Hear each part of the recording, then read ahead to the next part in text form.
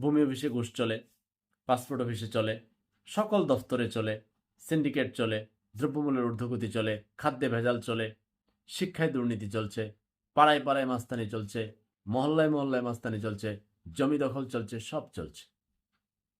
অথচ কি অবস্থা! তাহলে এতগুলো মানুষ কেন গেল? আবার ওই যে প্রবাসী ভাইদের অনেকে আমাকে মেসেজ পাঠায় যে ভাই আমরা ব্যাংকে টাকা পাঠাইছি 5 দিন হয়েছে, টাকা তো আমার আত্মীয় স্বজন উঠাইতে পারে না।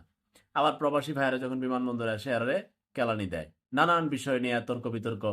তো মা বাবার পো বন্ধ করে দিলে রেমিটেন্স, পরে আসিফ নজরুলের সরকার বাপ ডেকে কুল পাবে। প্রবাসীরা লয় যে পুংনামি করেন 6 লাখ টাকা কেন লাগে সৌদি আরব যাইতে? আপনার সময় 6 লাখ লাগবো, তাহলে আগের জনের সময় 6 লাখ লাগছে, পরের জনের সময় তো আবার নির্বাচিত সরকার 6 লাখই লাগবে, তো লাভ কি হইলো? মানুষ তো প্রশ্ন করবে না এত লোক মরলো কেন? তো ঠিক হয়ে যান। আর ইলিয়াসের মোবাইল নিয়েছেন না, জায়গা মতো হাত দিচ্ছে, আর পৃথিবীর কোনো দেশে মনে হয় লাগেজ কাটে না বাংলাদেশ ছাড়া। তাই এবার আতাইলে বইলি